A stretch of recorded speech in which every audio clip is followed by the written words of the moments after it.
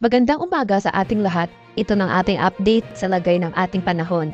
Makikita natin dito sa ating latest satellite images, ito makaulapan sa central portions ng ating bansa ay ang patuloy na pag-iral itong intertropical convergence zone or ito yung salubungan ng hangin mula sa northern at southern hemisphere. At for the next 24 hours, inasahan natin ang patuloy na epekto ng ITCZ sa malaking bahagi ng Southern Luzon, Visayas, at sa Mindanao. Kaya sa mga banggit lugar, asahan natin mapapatuloy itong makaulapan at mataas na tsansa ng pagulan throughout the day. Inasa rin natin na itong easterlies o yung hangin na nanggagaling sa karatang Pasipiko ay magdudulot ng makaulapan at pagulan sa eastern section ng Southern Luzon. For the rest of the country, sa rest of Mindanao at sa rest of Luzon ay mas maliwala sa panahon na ating inaasahan, mainit at maalinsangan throughout the day, ngunit nandiyan pa rin yung mataas na tsansa ng thunderstorm activity sa late afternoon to evening. Inasahan natin na simula bukas, araw ng linggo, ay unti-unti na mababawasan yung mga areas na makakaranas ng pagulan na dala nito ITCZ. So generally improving yung the conditions na ating inaasahan sa malaking bahagi ng Southern Luzon at ng Visayas. So magpapatuloy itong fair weather conditions hanggang early next week. At sa kasalukuyan, wala rin tayo binabantay ng low pressure area o sama ng panahon sa loob at labas ng ating Philippine Area of Responsibility na maaring makaapekto sa ating bansa for the next 3 to 5 days. So asahan natin for the next 3 to 5 days, itong generally fair weather throughout the country. Ngunit nandyan pa rin yung tsansa ng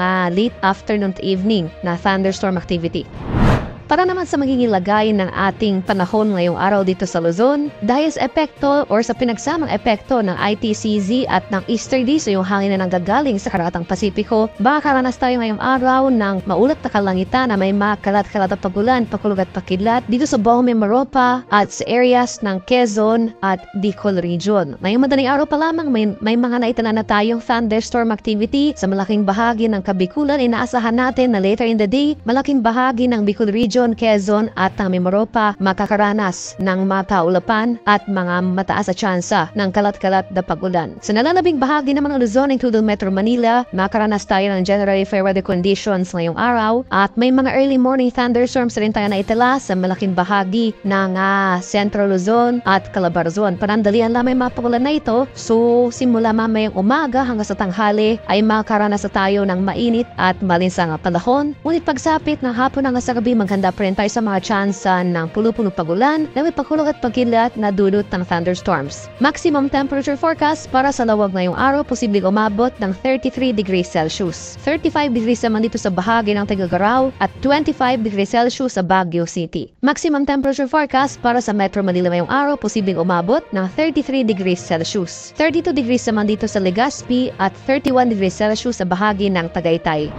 Sa area sa ng Palawan, Visayas at sa Mindanao, dahil rin sa ITCZ, makakaranas tayo ng maulap na kalangitan na may mga kalat-kalat na pagulan, pakulog at pakidlat dito sa buong Palawan, buong Visayas at ang western section ng Mindanao, particular na sa rehiyon ng Zamboanga Peninsula. At may mga early morning thunderstorms na tayo na itala ngayong madaling araw sa bahagi ng Palawan at sa central at eastern Visayas. So maraming areas rin ng Palawan at Visayas makakaranas ng mga kaulapan at pagulan for the rest of the day. Kaya patuloy tayong maging handa at alerto sa mga banta ng pagbaha at pagguho ng lupa, lalong-lalo na kung tuloy-tuloy ang pagulan na mararanasan. Sa nalalabing bahagi naman ng Mindanao, itong central at eastern sections ng Mindanao, pati na rin sa mga areas ng Basilan, Sulu at Tawi-Tawi, ay generally fair weather conditions po ang ating mararanasan ngayong araw. Bahagyang maulap hanggang sa maulap na papawin at maghanda pa rin tayo sa mga tsansa ng late afternoon to evening na mga pagulan na dulot ng thunderstorms. Maximum temperature forecast para sa Kalayaan Islands at Puerto Princesa ngayong araw, posibleng umabot ng 32 degrees Celsius. 32 degrees din dito sa bahagi ng Iloilo at Tacloban at 31 degrees Celsius sa bahagi ng Cebu. Maximum temperature forecast para sa Cagayan de Oro ngayong araw, posibleng umabot ng 32 degrees Celsius. 33 degrees naman dito sa bahagi ng Davao at 33 degrees Celsius rin sa bahagi ng Zamboanga.